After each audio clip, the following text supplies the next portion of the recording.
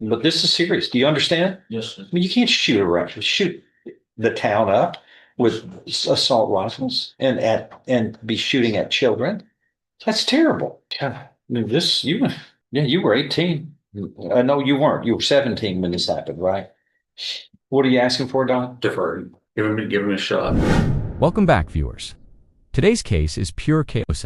18-year-old facing sentencing after firing an AK-47 near an apartment complex. The stakes, up to 5 years in prison. Did he learn his lesson, or will the judge throw the book at him? Subscribe for more dramatic courtroom breakdowns. What was the next event? It was set on the trial docket, Judge. I'll set it for the next Trial. available trial docket. Yes. We'll see what happens. Aaron Thomas, that's you, Aaron Thomas? 24 CR 1285 is called. You were here with your attorney, Mr. Dusler, and the state's attorney. Earlier, you pleaded guilty to the third-degree felony of deadly conduct, discharging a firearm. And a pre-sentence report has been prepared, and the parties had an opportunity to review it. Any corrections or changes to it? No, sir.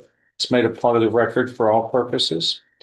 And this agreement was whatever sentence shall not exceed a cap of 5 years in prison. It's a third-degree felony. We're looking at no less than 2 nor more than 5 years confinement in prison.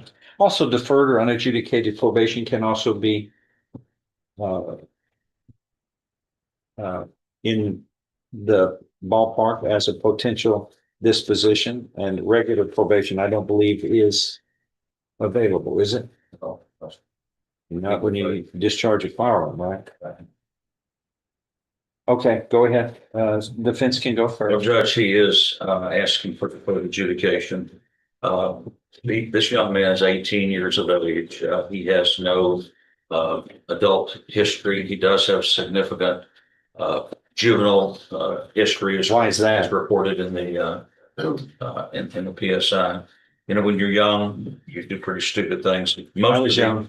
Most of these, I remember that, but I was never arrested. most of these arrests as a juvenile were dismissals, if the court will look at that. But again, back to the case. How many were not? I can count them if 2. you like. Looks like, 2, I believe. although Maybe 3. maybe 3. Yes, sir. And those were illegal possession of controlled substance. Then he's put on 6 months deferred on July of 2020. And less than 4 months later, he's charged with he commits unauthorized use of a motor vehicle while he was on deferred probation, and then placed delinquent court probation. And then another unauthorized use of a motor vehicle on October 2022. He's sentenced to 1 year adjudicated probation for that. That's what I'm looking at. Yes. So 3 separate events. He didn't learn his lesson. So we have, is there still a pending failure to identify as a fugitive? It's what the PSI shows, Judge. I'm not certain on that. I think that may have been the arrest on this case. I went to arrest him on this charge. Looks like it's a couple of weeks after this event. No, I'm sorry. I'm a year off. Sorry. Still may have been then. I don't have the benefit of my computer to confirm that, Judge.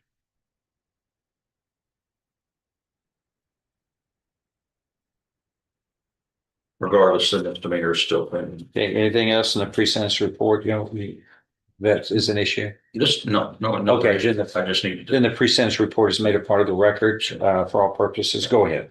Well, the offenses that you just discussed as a juvenile, I'd point out he was like 13 years of age on those first 2, and the last one was a couple of years later. So he was awfully young then.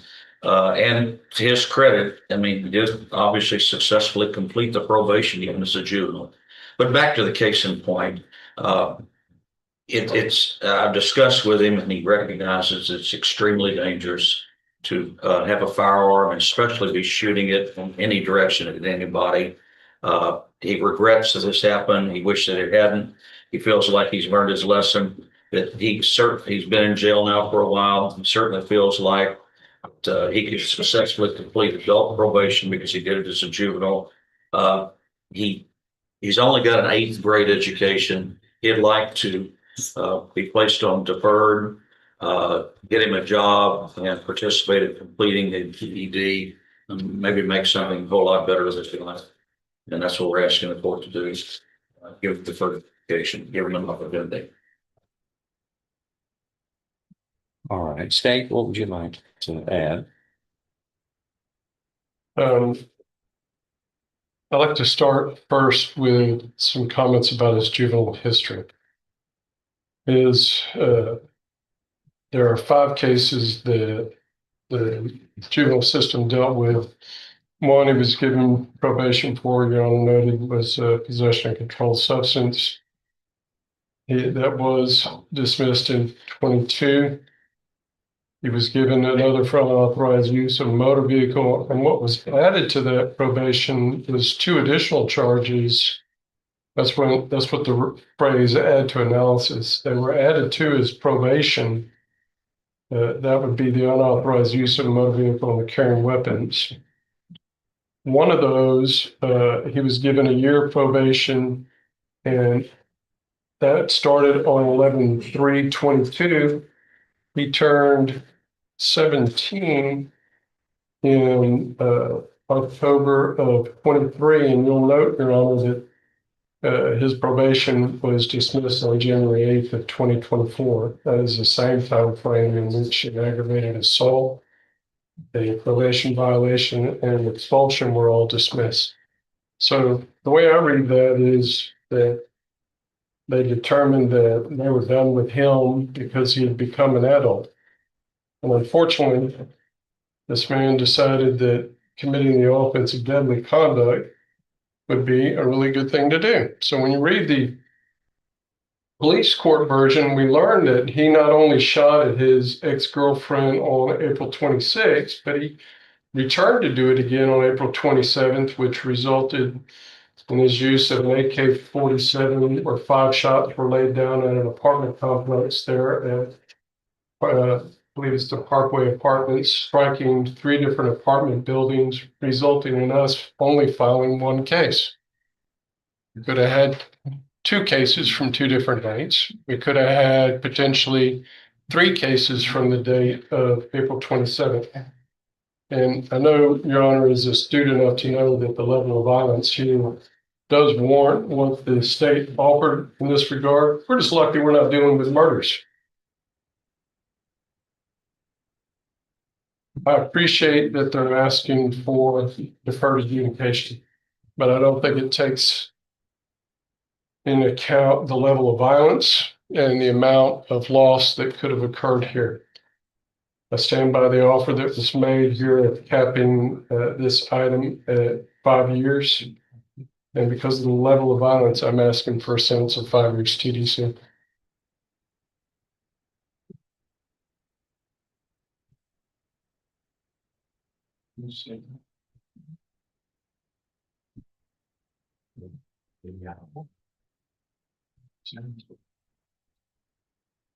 All right, did you want to say anything? You don't want to say anything? Did I successfully tell the judge what you and I discussed, that you felt like that you could make probation? Yes, sir. You regret Yes, sir. incident? All right, I'm looking at this pre-sentence report that's made a part of the record, and without objection, and we don't have the defendant's version. He declined to say anything, just as he's doing today, which is all right. Your actions certainly speak a lot louder than maybe your words could. But For the record, this is a situation, a set of circumstances that every one of the people who are decent people in Beaumont have a hard time trying to explain away because of bizarre, lawless behavior that is only anyone can state is likely to cause numerous deaths and injuries. Here's the bombshell. Not only did he fire shots, but text threats and a ski mask tie him directly to terrorizing his ex-girlfriend. That's not a mistake, it's targeted violence. The hypocrisy. Silence in court, but loud threats in texts. The judge sees right through that act. And here, the defendant is seen leaning out of a window, shooting an AK-47, an assault rifle, which what America uses in times of war, toward an apartment complex, shooting toward an apartment complex where, of course, numerous people are located. 3 small children were playing outside in the area where the shots were fired. Several 7.62 shell casings that are used in AK-47s were located and collected at the scene. And it's interesting that here, you're not going to say anything, but according to the police report, the pre-sentence report, the one of the victims, one of the people who were being shot at, was your ex-girlfriend. And she told the police you called her making threats while showing her a gun that you were holding. Police retrieved text messages that were received from her, sent by you, stating vulgarity, F you, apartment, you should have died, bitch. And you can't even spell words correctly, which is another reason that shows that you're not using wise thoughts or intelligence in your actions nor speech. You go on to state, or I go to yo apartment. And then witnesses saw that the person shooting was wearing a ski mask, and that turned out to be you. You don't even have the courage. You try to hide your identity when you're acting in a way that could have killed children. The foolishness doesn't end here, and the police in their investigation concluded that you were the person who was shooting at an apartment complex with an assault rifle where children were located. And when they were able to find that several areas of the building were struck by gunfire, and windows in at least 2 apartments were damaged because of the gunfire. And as the state points out, you have been handled as a juvenile not once, not twice, 3 times before this incident. But the point is everybody makes mistakes, but you fix the mistakes. You don't. You just get worse. You go from illegal possession of a controlled substance to unauthorized use of a motor vehicle to another unauthorized use of a motor vehicle, which is the second most valuable item most people own next to their home and stealing from misusing that kind of property is serious. And then here, shooting assault rifles at multifamily apartment complex locations where children are playing. Of course, if you'd have shot and killed somebody, a child, that's capital murder. Where you have life without parole or the death penalty. Those are the only two options.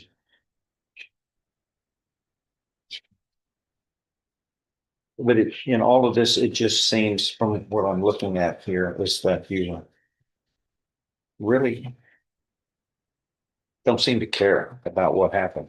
You don't care about others.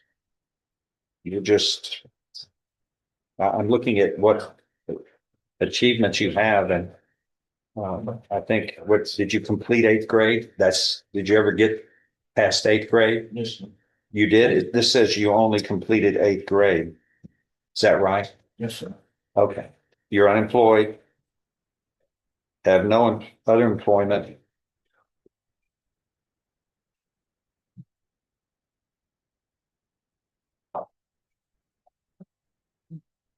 Your mother resides in Beaumont, Texas.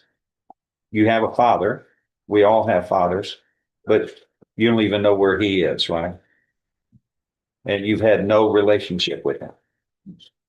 Well, that explains a lot. We talk a lot.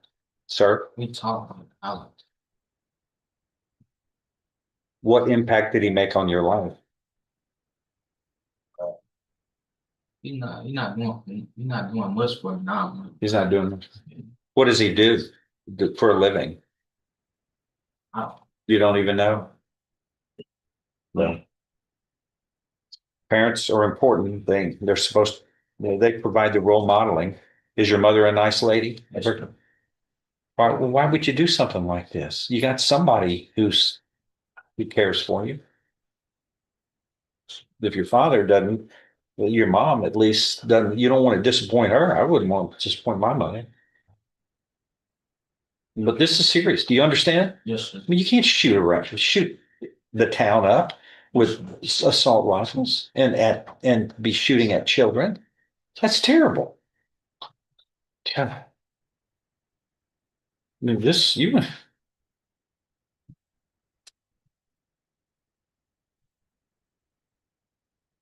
yeah, you were 18. No, you weren't. You were 17 when this happened, right? Yeah. What are you asking for, Don? Deferred. Give him a shot. No puns intended. There wasn't, well,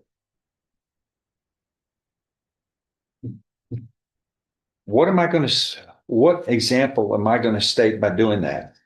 You can shoot up the town, you can shoot at kids, and only God's will saves children from being killed in this town. You shoot at multifamily dwellings, and then you can just scamper out of here with a probation as though. And you hadn't even said anything. You don't have anything to say.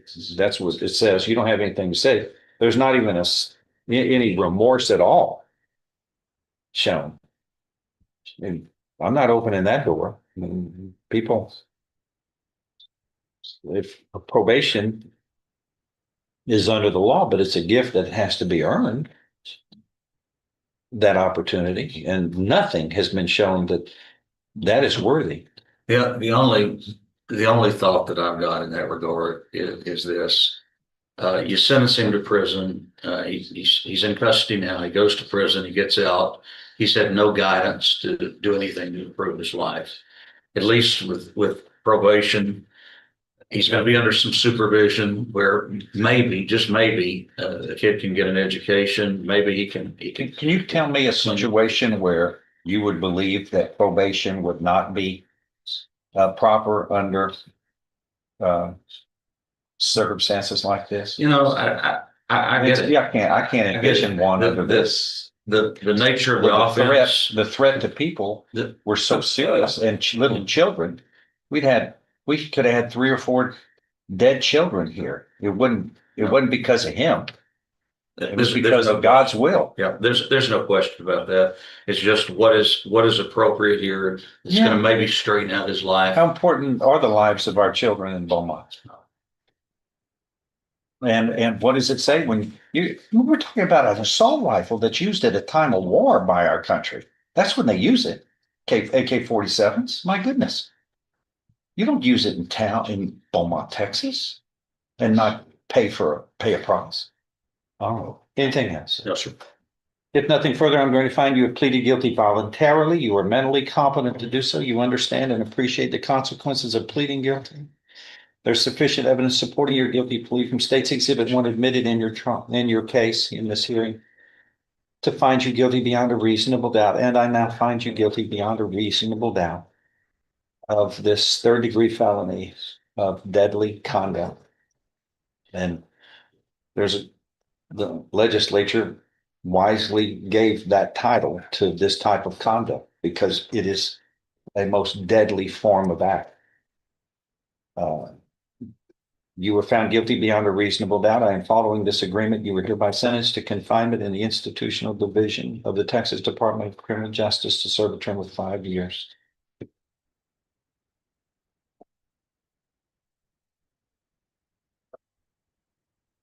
The safety of our children are foremost to all of us, except you. You don't seem to buy into that important rule of decency, and you pay the price. That is all. Are you making a finding? Well, I don't have to make a finding. You don't, Deadly and that's why I'm conduct, asking. the elements of the crime show that a deadly weapon was used in the commission of the crime.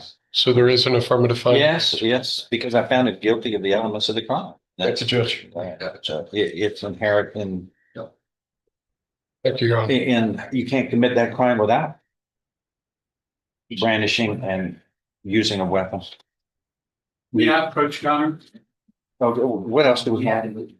Do we have any other pleas? And there it is, 5 years in Texas State Prison. The judge makes it crystal clear. Firing an assault rifle at children and families isn't probation material. It's prison time. Justice speaks loud here. Like, share, and subscribe for more shocking courtroom stories where lives and futures hang in balance.